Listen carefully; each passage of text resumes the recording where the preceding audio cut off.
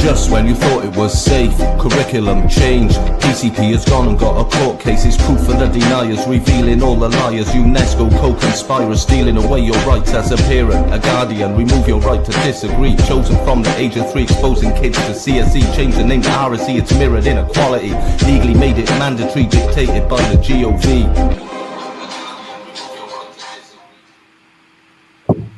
Hey, well, hello everyone, and we're back. So for those who don't know, we are Public Child Protection Wales. We do exactly what it says on the tin. We are the public protecting the children in Wales. And I'm Kim and Lucia, chair of the organisation. Lucia Thomas, who is our accounts manager. Welcome back, Lou. Yeah, welcome. Yeah, brilliant to be back, actually. It's been a while, hasn't it? It has been a while. And we made the decision, I think, a couple of weeks ago that we're now going to do weekly lives just to keep people updated and to get some of the guests on that we've been dying to get on our show for such a long time. So, yeah, I'm excited. I am excited. So the reason why we haven't done podcasts for such a long time is because we've been working on different cases. We've been on the front line, guys. So we've been helping parents one-to-one with the RSE, different issues regarding local authority. It's been full on. There's been education tribunals, high court hearings. We've been in London. So you can hear a little bit about that on our conference. Our conference videos are on YouTube, PCP Wales on YouTube. And if you click live videos, you'll find them there. So you'll hear about our cases on, I think it's part 3, you'll find our cases. But let's discuss our conference, Lucia, shall we? Because we have had our first annual conference. And let's tell everyone how that went. Oh, what a success. What a success. It was absolutely incredible. Like, you know, you always plan things, don't you? You plan, like to do events, and you always have like an idea of what to expect. But I've got to say, it did go beyond my expectations. It went really, really well. The guests the audience was fantastic. The speakers we chose to speak were incredible. They all brought something a little bit different to the conference. Obviously, we're all covering the same ground, but everybody does bring something. Everyone brings something to the table, so it was brilliant. Everyone enjoyed it. I thoroughly enjoyed it myself. Lucia was the host of the day, so Lucia had an all-day role on the stage, bless her. So so even though I'm the mouthiest one, Lucia does do the hardest graft when it comes to our events. She's the host, and she's there from the moment we start to the moment we finish. So she really does put in the hard graft. So our conference, the odds were stacked against us. There were other conferences and events taking place on the same day. Wales and Ireland were playing in rugby, and you know what it's like in Wales for that. Ireland were actually playing in Cardiff. You can imagine everybody's out. But we did have some ticket holders not turn up. But we had some people come and pay at the door. And I'm sorry to the ticket holders that couldn't turn up. But if you had, there would have been no room. There wouldn't have been no room. So next year we have to hire an additional room because we had a fantastic buffet as well, Lucia. The feedback we've had from that is incredible. Yes. And we've got to be completely honest there. A lot of that, I'd say 90% of that is down to Angela Stokes. Let's be honest.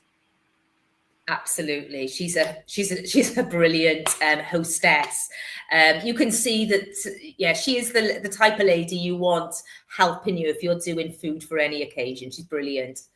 She's 1 in a million. I come from an Italian family, so we're used to sort of big dinners. Well, probably not as much now in this generation now, but sort of growing up, we're used to my grandparents, making massive dinners, having lots of people around. I think Angela Stokes is definitely that family woman, isn't she? That yes. Still. She's there cooking for lots of her family and that. So yeah, proper family lady and a brilliant cook. One of the best. Absolutely a brilliant cook. Yes. So what we're going to do now, guys, with regards to the the conference, we have uploaded the 4 parts to YouTube.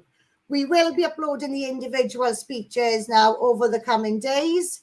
And I urge you guys to watch the individual speeches. No, watch the conference first. Because if you watch the conference in its 4 parts, they're easy digestible parts, like I said, go on to PCP Wales on YouTube, because there's a problem now with Facebook, okay? So the live videos on Facebook are automatically deleted after 30 days. There's nothing we can do about that.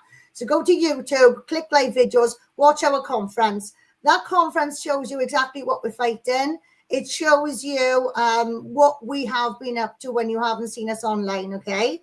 So that, I think we'll just close the book on the conference there then, Lou, unless you've got something else to say. Oh no, I'm happy to do that. I think we should just add like a massive thank you to all the speakers, because they all were brilliant, weren't they? And yeah, I think we just want to add that. And also Oracle Films, like Oracle Films did an amazing job at filming and editing our videos. We could never have produced something so professional without them. So really thankful for Oracle Films. They were brilliant. Yeah. And we do also have the conference in one whole part as well. So if anybody would like that, get in touch. But you will find out a lot of what we have been doing from the conference footage. And I'm already looking forward to next year. Because like you said, Lucia, the speakers, they were incredible. It just worked. We've never done anything like that before. We've attended plenty of conferences. But this time it was all on our heads, Yeah. So obviously we had our we've got to mention our coalition, the ladies from Too Much Too Young, Lisa as well. She came and spoke. There's different groups from around the UK. So that was our UK coalition. But we ended the day on something quite different, guys. So we ended the day, and this was a surprise for everyone. Even you guys, Lucia, wasn't there? Not only have we formed a UK coalition with 17 parent groups, we are now part of an international coalition, which is a global group. So we ended the day on a video that I put together, a few different people from different parts of the world introducing themselves, talking a bit about it, and looking forward to working with us moving forward. Now, part of that international coalition is we are working on an international declaration of childhood. So this international declaration of childhood, we need to make sure that it can apply to the whole of the world. So, for instance, here now in the UK, we don't have parental rights. So our court case is a proof that we don't have parental rights, okay? They've successfully argued that nobody in the European countries has parental rights. So we needed to be careful around that kind of wording. So, like, for argument's sake, I cannot be holding a declaration about parents' rights when we've just lost a court case which cost us over £100,000 on parent rights. It just doesn't make sense. So we are bouncing it back and forward, international human rights barristers and lawyers, to get that wording right. And that is going to be our global international declaration of childhood. So these groups are from Australia, America, Texas, Canada. We're coming from all around the world now. And it's bottom. It is ground up. It's grassroots up. We've proven the judiciary doesn't work.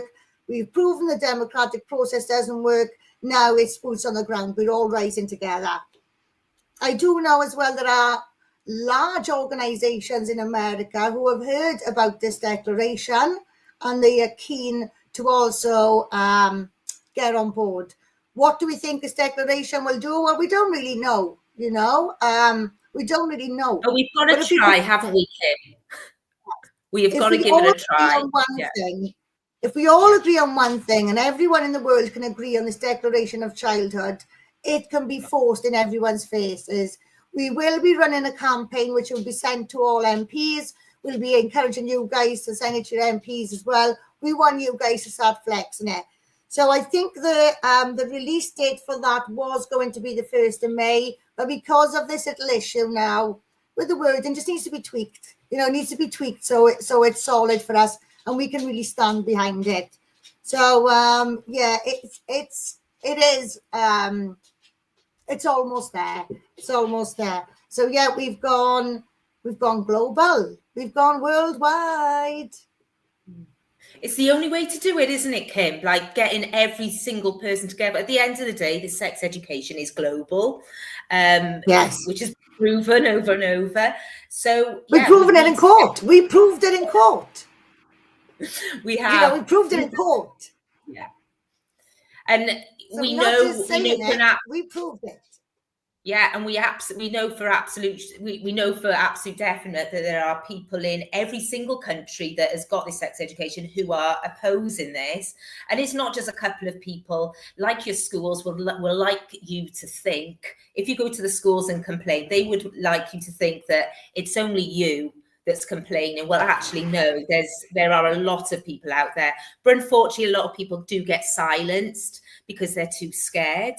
But you know, by coming together, this is how things are changed. This is how we make change, is by coming together, by not being scared of change, but instead demanding change. On that note as well, we should highlight, because there might be some people out there who are watching this that are not aware of an organization, Gays Against Groomers. I think they had like 250,000 followers within the first couple of weeks. They are campaigning hard against this agenda. There's a big difference between being gay and the LGBTQ agenda. They are two separate things, completely two separate things. But a lot of people don't realize that, you know. But a little bit of reading will help you. If you haven't got time for reading, just look up Gays Against Groomers. I think you'll be massively surprised. And I don't know what, I want to take this opportunity to take my hat off to the lead activists within that group, you know, the ones who are standing up. I've seen some of their footage. I'm not on TikTok, so I don't get to see things often, but what I have seen and what I've seen on Twitter, well, now X, incredible. A phenomenal team of human beings, you know. So we've got to be thankful for them. But just wanted to put that in there, Lucia, because there is that confusion out there. A lot of people don't quite understand, you know, this education is being sold as inclusion, you know, as safety. That's a barrier everybody needs to get over. And I genuinely do believe that Gays Against Groomers, or even LGB Alliance, LGB Alliance are also the people to do that. Let's not forget them. Absolutely. You know, because they are fighting against this as well. So I just want to drop that in there on that front. Cool. Now, like we said, we've gone judicial, we've gone democratic, we've gone all around the UK, we've gone national, we've gone international, but now we're going somewhere else. We're going into the communities, guys. We are now going into the communities. We have a big day this week, Lou. Do you want to tell everyone about it? Yes. So we are going to be, it's the 8th of May. Yeah, Thursday the 8th of May. Have I got that right? Yeah. Because that'll be a good start. So we are going to be down Bethel Church in Maesteg, where we're going to be there all day. Coffee, come in for a coffee, come in for a chat. This is going to be people's opportunity within Maesteg to come over. You don't have to live in Maesteg. As long as you can get there, it's absolutely fine. The church is very close to a train station. But we are going to be there all day to just be there for you, to give you information, answer your questions, and just give you guys, you people, you parents, you teachers, the tools and the knowledge and the confidence to protect your children. Not only are we there this Thursday, it's actually our open day, guys. So this is our first community hub. We have an office there. We'll be open to the community every 4 Thursdays. So once a month, every 4th Thursday, we'll be open to the community 11 a.m. to 8 p.m. So that is our first community hub. We also have plans for another local authority in Wales. So that is 2 out of 22. And yeah, we really go in community based now. We understand that a lot of people need support on the ground. We've been given this opportunity, and we haven't jumped into it straight away. You know, we haven't made this decision lightly. We're you know, and like I said, we're only going to be there once every 4 weeks anyway, which frees us up for the rest of the country. So if anybody wants to offer us an office elsewhere, you know, we do have people on this organisation all around Wales. Okay, we even got members up in North Wales. So if anybody else would like to open a community hub on behalf of PCPW, come along and make us an offer we cannot refuse. But that's us, guys. We're going into the communities now. We've also, people would have seen a few posts that we have developed and delivered institutional child sex abuse awareness training. And how has that gone? That's gone. That's been brilliant. That's well, the expectations as well. Absolutely. So our recent one that we've done, obviously, like you've done quite a few now, haven't you? But we've been doing little tweaks every to it. But the last one was brilliant. That was actually at Bethel Church as well in Maesteg. Just want to say a thank you to Corey, the pastor there, because he's been such a great support, and you know, he's actually given us this opportunity to have, you know, our monthly community hub there, but also to do the training there as well. So he's been absolutely brilliant. But yeah, the training was fantastic. Kim was brilliant as always. Kim, brilliant, absolutely informative. You had everyone engaged. I was there as a audience member really, and even though I heard the stuff over and over, there's always something added in, you know, there's always more there to be learned. So it was brilliant. We did it over a 2-day this time, didn't we? As previous it was the 8 hour. Can be a little bit heavy duty, sort of sat there for the entire day, because it is a lot of information. And we did have really good feedback, didn't we, on the the awareness course. So brilliant. And that's it. So this awareness training we've piloted at different locations around the country. We've had some feedback forms. We are starting to feel now it's really getting there. Everybody who has attended have said this needs to be inset training.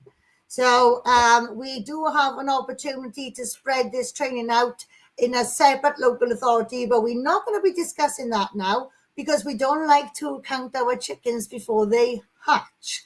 And I don't like to say we're doing, I like to say we've done, you know, that just feels so bad, you know.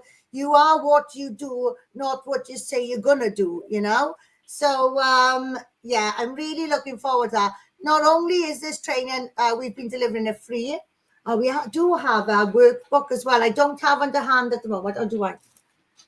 We've been delivering this training for free so far because it's been a pilot scheme. We've been tweaking it, trying to get it right. You know, this is not our job. You know, this is not our job. So we are learning. We haven't trained to be writing these courses. You know, I think we're doing pretty well. So two of us are. Go on, love. Go on. No, I was going to say we're doing really well. I don't think we've actually stated that there's no other training in the country that is equal to what is being provided by us now. And the reason I'm saying that is all safeguarding training is training people to like how to deal with a disclosure. Our training is preventative. So we don't want it to happen at all. We want people to have their eyes open and make sure it doesn't happen, as opposed to what do you do if it has happened?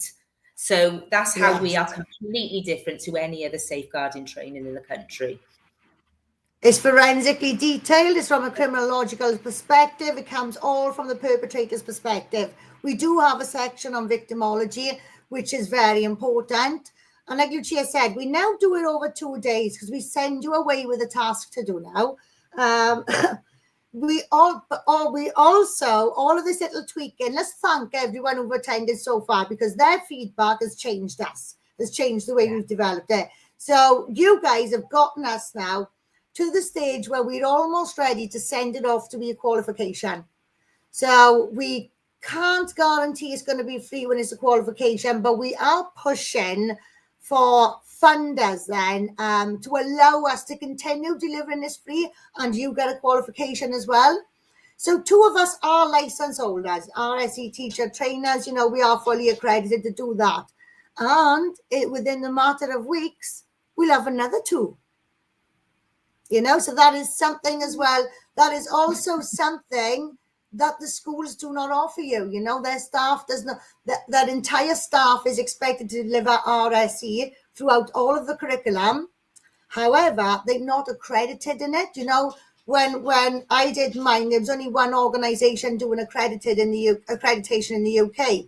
I'm a 3-year license holder now. I'm not sure if that's still the case, but you know, at the time it was. So it's very unlikely that, you know, how many tens of thousands or hundreds of thousands of teachers have been accredited in this time, you know. So we do hold that accreditation, and very soon we will have 4 with that accreditation firmly under our belts. And the whole point of this training was to show us how to develop RSE resources, how to develop our own.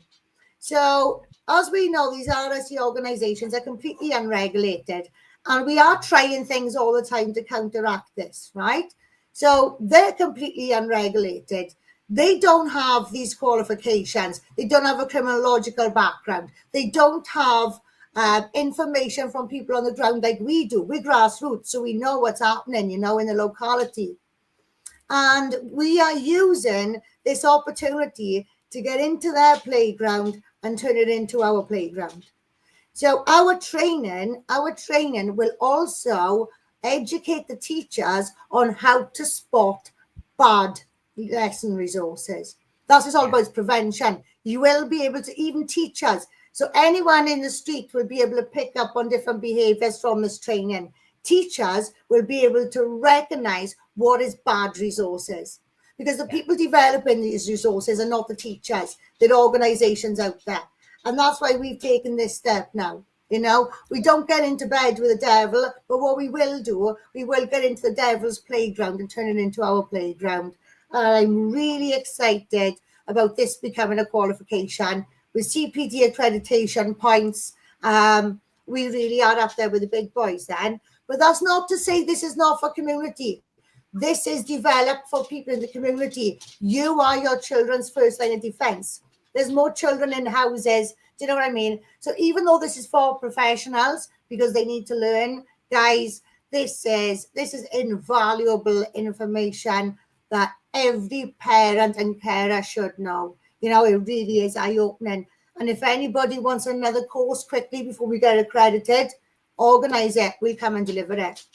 Yeah, absolutely. And it is evident that there are a lot of teachers don't have the knowledge and the resources to understand what is bad and what isn't bad. It is evident, like we've seen it in Facebook groups where teachers are there asking about certain, you know, how to deliver certain content. And then we've got like RSE resource organizations such as, I can't remember what it's called now, something to do with Bunny, Rabbit or something. If you can recall that, one of the organizations, it didn't look like an appropriate child sex education, you know, and these people are saying, yeah, come to us, we'll give you the resources. It wasn't this. Yeah, and this, like, so this particular person, I'm not going to say the name of the group, but it's a little bit like Rampant Rabbits. That's the way it sounded, you know. Yeah. And it's not that though, but that's the way it sounded. And we are on certain groups that we're not supposed to be on, just so we can see what's going on. And this person is constantly posting their business. So they've gone from being a teacher, they did a little bit of RS, you know, they developed their own organization, their own courses, just because they spent a couple of years being a teacher. They are making a good packet out of this. We are not out there to make a packet out of it. We will never get a penny out of it. The way the organization is structured, we will never get paid. You know, so that is the difference. And part of our training as well, actually, you will be able to recognize these things, because one of the concepts we give you is the who, what, where, why. So who are they? Why are they doing? What are they doing? Do you know what I mean? you'd be able to recognize what's genuine and what's not genuine. So you can get a lot from this training. And, you know, I wish I knew this stuff sooner, because we are not preaching from a place of perfection. We are preaching from a place of learning. So I am one of those people who give my children consoles. I am one of those people who give my children phones when I really shouldn't have. You know, so this is not preaching at all. And even my son, I'm going to have to have him on one day for a podcast. I don't want to say anything, but I found something out. Even though I thought I did as much safeguarding as I could, I found something out a couple of weeks ago about what one of my sons was regularly accessing online, which did develop into a little bit, in his words, a little bit of an addiction. You know, so, and that was in his teens. And I was surprised how, you know, he managed to get himself out of it, but how, I didn't even know about that. So I think I'm going to have him on for him to say in his own words, because what he does now, he spends a lot of his time on these apps, and every time these stinking pop-ups come up, he's recording them and trying to raise awareness, you know. So it was just, I just think it was just pure luck how he got out of that, you know. But this is what I mean. Nobody here is preaching from a place of, you know, Not perfection. judging. Yeah. No, nobody's judging. Nobody's judging. We want everyone to learn. That's the difference, you know. We do want you to judge when you're knowledgeable. That's when you get out there and judge. That's when you get out there and start judging what's going on around your children. But be knowledgeable. We're not judging you, but we want you to start judging when you kind of know what's going on, when you've got the tools to act, you know. Yeah. So you mentioned there, Lou, school resources. Let's talk about that for a minute. There is going to be, if you guys are coming across any school resources you're not happy with, we have got a way of getting that viral. Okay, we can send it viral. It won't be coming off our platforms. We'll obviously share it from other platforms, but it won't be coming from us. It will not be traced back to you.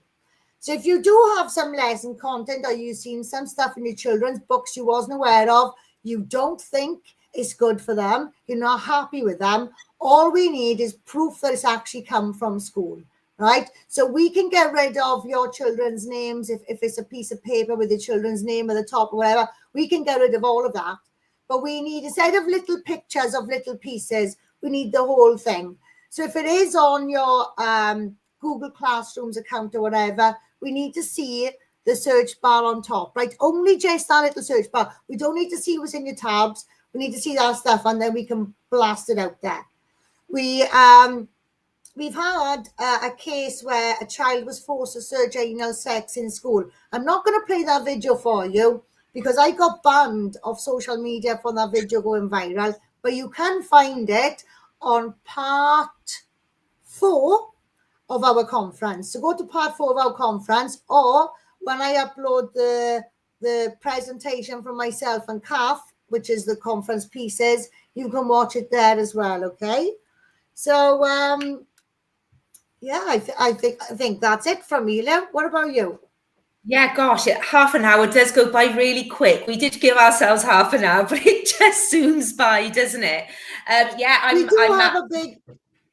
We do have a big exposure coming as well, okay, guys? There are some exciting things in the pipeline. The thing is, we could just post this stuff willy-nilly on social media, but things usually have a greater impact when you time it right. So there are going to be some massive things taking place before your children break up for the summer, okay? Oh, and that's the time to look out. This term is the worst term. The summer term is the worst term. Keep an eye on what your children are bringing home. Ask your children to take photos of the things they're not allowed to bring home. That's very important. And let's just get out there and make things happen. This could be why they're banning phones now in classrooms. I know you do need you can't have kids messing about on their phone, but I do have a feeling that they're becoming more and more strict because of that reason as well. Because they can be, I know a lot of schools now are saying absolutely no phones in class time, Yes. unless of course they need to look up the likes of anal Anal sex. sex. Yeah, the teachers will tell them to use their phones to search anal sex, of course. And if they can't search anal sex, they will then provide them with a laptop. So Yeah. I just want to say now, before we wrap up, next week's podcast, so this is every Sunday, an half-hour podcast. We don't want to chew your ears off. That was just a catch-up. Next week, we are going to be discussing the Supreme Court ruling. We're going to be discussing the Supreme Court ruling. We're going to be discussing the behaviour of the Gwynedd County councillors. And when they were asked a question about this Supreme Court ruling, and they were actually sat in the chambers in their professional role in the council chambers with their trans and LGBT flags after this Supreme Court ruling. So we are in the process of doing a little bit of getting our ducks in order. Joan will be on, because obviously that is her locality. Joan will be on next week to discuss that. And then we will also be looking at, since that Supreme Court ruling, what's been going on. So the petition that's going into Parliament versus the petition here for our children to have safer spaces in changing rooms. So next week's going to be quite a good one, guys. Yeah, be a lot to fit in next week by the sounds of it. But what a great result with the Supreme Court there. You know, at least there seems to be something on our side. You know, well, that judgment. It was it's common sense, really, isn't it? It's common sense.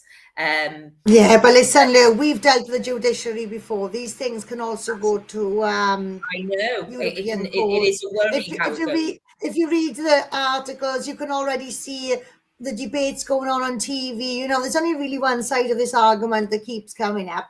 So I don't think this is the last we hear of it. No. However, while it's here and it's active, I urge you all to do something about it. This is something that, you know, this is set in stone now. You know, we do need safe spaces. So use our ruling to your advantage. If you want to go after people with cases and you need our help, just give us a shout. Absolutely. And so before we go, let's just remind everyone, we are opening our first community hub this Thursday in Maesteg. You should find a post on our Wales PCP on the different timings. Pop in anytime you want. Anytime between 11 a.m. and 8 p.m. Come and have a cuppa. Come and have a nice little cake. Let's just start. Let's just start somewhere. We've got to start somewhere. Moving forward, we'll have some events. Things will be far more structured. But let's just have a meet and greet. You know, something we never usually have time for. Let's just have a chat. Come and see what we're about. Yeah. Come and see what we're about. So even though we're in Bethel Central Church, right opposite the bus station, you need to go to the left of the church, up the drive, and through that door there. So we're not actually in the church building itself. We're through the side entrance, and we're in the vestry around the back. So all welcome, guys. Please do come along. And I hope you've enjoyed our update. Yes, and thank you everyone for watching. Just want to say a couple of names. Thank you, Christy. I see you. Thank you, Angela Stokes, our brilliant chef.